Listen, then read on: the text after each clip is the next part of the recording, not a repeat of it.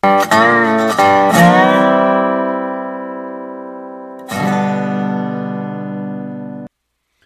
morning, everybody, and welcome to Coffee with Craig. I am your host, Craig DeLuz. This is where we talk about all things Second Amendment, whether we're talking pop culture, television, law, legislative advocacy, whatever it is. You name it, we're talking Second Amendment and firearms, whether it's California, Nevada, Washington, Oregon, anywhere across these United States, including Washington, D.C. So please take a moment to like and share this video feed so that your friends can become our friends. I want to make sure to thank our sponsors, Sacramento Black Rifle and Sparks Black Rifle, for supporting Coffee with Craig and, making sure that we're able to bring this conversation to you.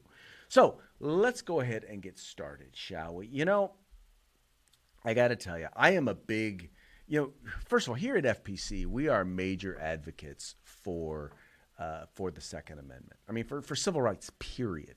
Especially the Second Amendment. But whether we're talking due process, whether we're talking private property rights, or whether we're talking free speech, we are big fans of it. And we're especially big fans when one of those other civil rights is being exercised in defense of or as a part of our Second Amendment rights. And we had an individual, and you guys have probably already seen this. This individual, his name is Mark Robinson, and he is in Greensboro, North Carolina, and he just spontaneously decided he was going to go to his city council because they were considering eliminating a knife and gun show, or a gun and knife show, whichever way you want to put it, and he just felt it necessary to give them a piece of his mind. Now, I do this sort of stuff for a living. So to be honest, it's not that difficult for me to just get up off the top of my head and let people know what I think when it comes to our right to keep and bear arms. But for John Q. Citizen to decide to get up and go to a city council meeting and give this speech, a speech like this, is something to behold. And I know you've already seen it, but we've got some conversations, some interesting stuff that went on afterwards that I want to discuss with you on the other side. So check out his presentation real quick. I've heard a whole lot of people in here talking tonight about this group and that group, and domestic violence and blacks, these minorities and that minority. What I want to know is, when are you all going to start standing up for the majority? And here's who the majority is. I'm the majority. I'm a law-abiding citizen who's never shot anybody, never committed a serious crime, never committed a felony. I've never done anything like that. But it seems like every time we have one of these shootings, nobody wants to put the blame where it goes, which is at the shooter's feet. You want to put it at my feet. You want to turn around and restrict my right, constitutional right that's spelled out in black and white. You want to restrict my right to buy a firearm and protect myself from some of the very people you're talking about in here tonight. It's ridiculous. I don't think Rod Serling could come up with a better script. It does not make any sense. The law-abiding citizens of this community and many communities around this country, we're the first ones taxed and the last ones considered and the first ones punished when things like this happens, because our rights are the ones that are being taken away. That's the reason why I came down here today. Gun show or no gun show, NRA or no NRA.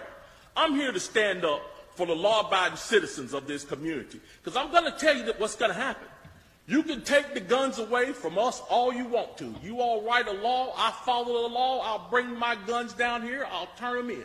But here's what's going to happen. The Crips and the Bloods on the other side of town, they're not going to turn their guns in. They're going to hold on to them. And what's going to happen when you have to send the police down there to go take them?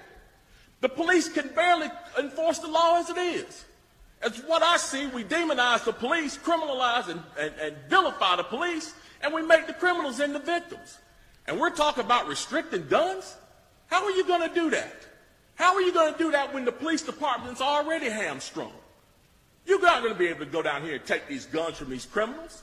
So the criminals are going to hold on to their guns. They're still going to have them. They're still going to break in my house, and they're still going to shoot me with them. And guess who's going to be the one that suffers? It's going to be me. Well, I'm here to tell you tonight, it is not going to happen without a fight. And when I say fight, I don't mean shots fired. I don't mean fist thrown. I mean I'm going to come down here to this city council and raise hell just like these loonies from the left do until you listen to the majority of the people in this city. And I am the majority.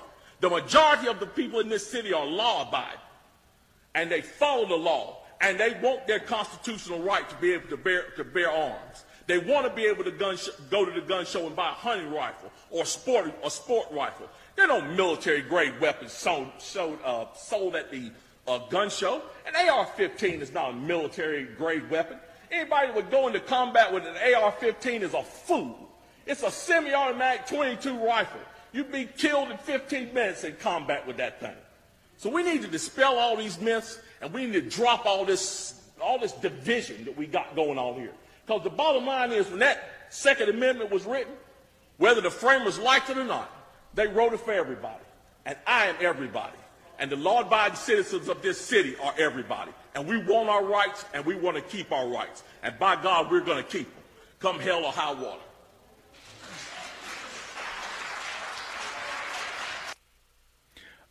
Any doubt, any question as to what this brother, how this brother felt? I think if you had any question, there probably really was no real need to have a question after that. Now, I thought, and I'm sure that many of you do, I thought that what the brother said was reasonable. What he basically said was, look, I'm a law-abiding citizen.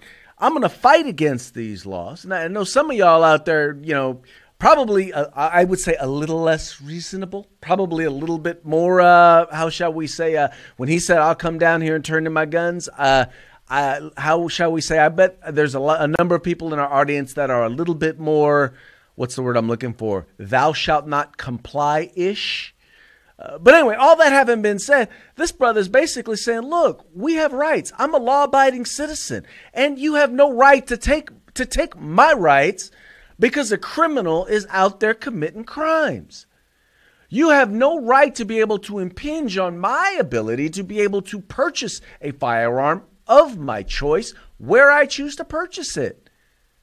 If it is a lawful transaction, if it is a lawful event taking place and I legally purchase my firearm there, what business is it of you, Mr. and Mrs. City Council member? So here's an individual who says, look, I'm a law-abiding citizen. He stands up for himself.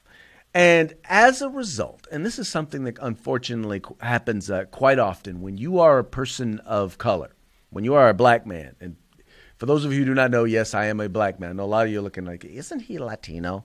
No, I am a black man. And I have been on the receiving end of a lot of comments relating to when I stand up for values that are out of the mainstream for the African-American community. And one such example of one such statement was put out there. It was funny as I was researching for this particular piece, for this particular conversation. The first video that came up had this as the title: Mark Robinson auditions for NRA Uncle Tom 2018 reboot. That's right. This individual, Mr. Michael Robinson, was referred to as an Uncle Tom because he dares stand up and say that he believes in the right to keep and bear arms and wants to be able to exercise that right. Now, the interesting thing about this particular comment was, first of all, let me just note that that piece actually wound up not being there when I returned, or at least the piece was there, the video was there, the description was not there any longer, which I found to be quite interesting because clearly somebody took issue with him calling someone an Uncle Tom.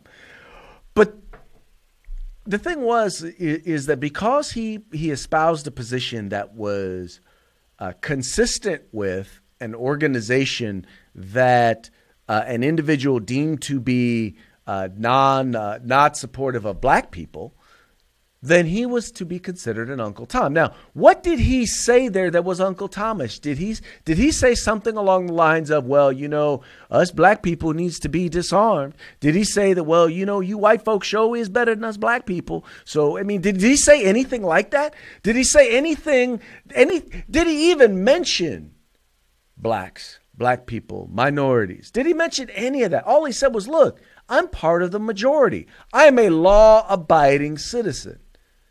As if black people can't be law-abiding? Is that what you're trying to say? Is that what these folks are trying to say, the people who are coming against him? But see, like I said, I've been through this. I've gone through this the last 20 plus years of my life of activism on issues that, once again, that people would deem are not consistent with what we as black people are supposed to believe, according to some folks. You have folks like this individual right here. Tell me if this individual if you guys recognize this particular individual. Coleon Noir. Coleon Noir. He is a commentator with the NRA. He's been met numerous times with issues of being called out of his name, being called an Uncle Tom, being called a sellout, because he would dare stand up for an organization that actually, by the way, was responsible for helping to train freed black slaves in order to be able to defend themselves and defend themselves when the Ku Klux Klan came a-calling. So because he is a spokesman for that organization, because he does commentary for that organization, you have people who come out against him. How about another individual? Here's one. Matter of fact, here's two. Sheriff David Clark, who's the sheriff in Milwaukee, as well as Taj Murray. Oh, I'm sorry, Taj Murray. Maj Touré. Sorry, Maj, man. But now this is a brother who I'm sorry, anybody who's ever met Maj, anybody who's had a chance to hear Maj, that he is not an Uncle Tom. In fact, there are some people on the right side of the aisle who think that some of the things that Maj has to say are a little too radical, right? A little too, how shall we say, Malcolm X-ish. But my point here being is that because he has taken that position, because he's stood up and been supportive of the right to keep and bear arms, he's been on the receiving end of attacks, like this one right here.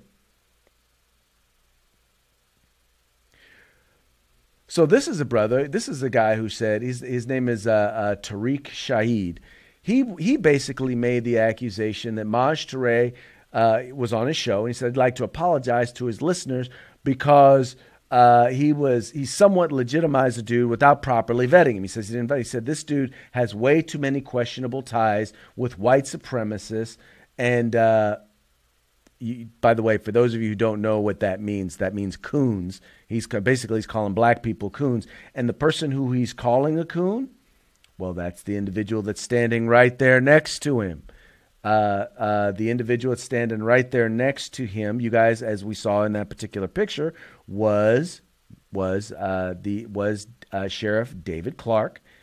He is a sheriff there in Milwaukee.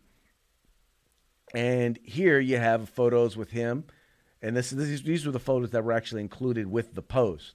But so here you have these photos, and the sad part is that he's got a picture of him with Allen West. Now, once again, anyone who's ever met Allen West knows that Allen West is not a coon.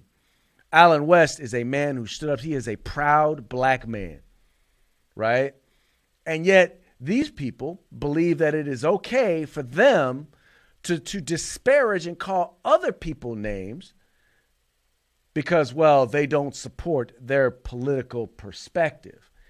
In fact, there was one political commentator who just flat out and outright called Mr. Clark a coon on MSNBC, and nobody correct. I'm sorry, he didn't call him that. He called him an Uncle Tom.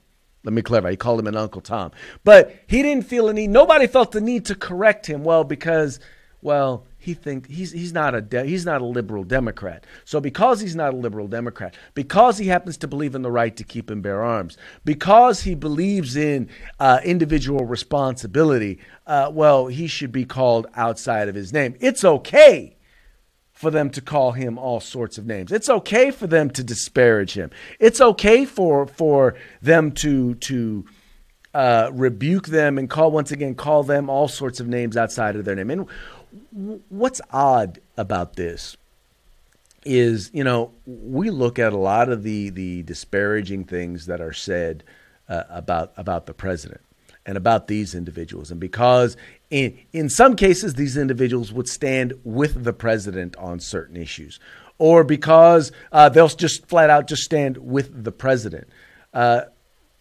that because of that, they feel like they can call anybody anything. But yet and still, this president says anything that anything he says, they would turn and they would deem as being racist. Well, here you have specific examples where individuals are standing up for nothing more than their own rights and the rights of every other individual, regardless of their race, regardless of their religion, regardless of their income, and saying, look, I have a right to defend myself. That right is enumerated in the Constitution as the right to keep and bear arms. And because that individual would stand up like that, because they would stand up for themselves, you're going to call them an Uncle Tom? Who's really doing the cooning? Who's really the Uncle Tom? The individuals who are out there for their multi-billionaire liberal left-wing plantation slave masters? Yeah, that's who y'all are on MSNBC. Mr. Lemon and the rest of y'all who decided that you are going to call people out of their names because they would dare stand up for themselves. Because we have decided to leave the liberal plantation, y'all have decided y'all going to try and come back on us. Well, guess what? It's time for y'all to wake up. It's okay to leave the plantation. It's okay to think for yourself. Because let me just be real honest with you. After they've silenced you, after they've finished making sure that our families are destroyed, that our community is crime-ridden, that we are fully and wholly dependent on the government, and that we are disarmed, trust me, they will make sure that they complete the job. They will make sure that they come for us. And when I say us, by the way, let me just be clear. I'm not just talking about black folks. I'm talking about every single one of us. Any individual who is willing to give up their liberty for some purported security against gun violence is a fool. And you will not have your security. And you will not have your liberty. All you will have is slavery.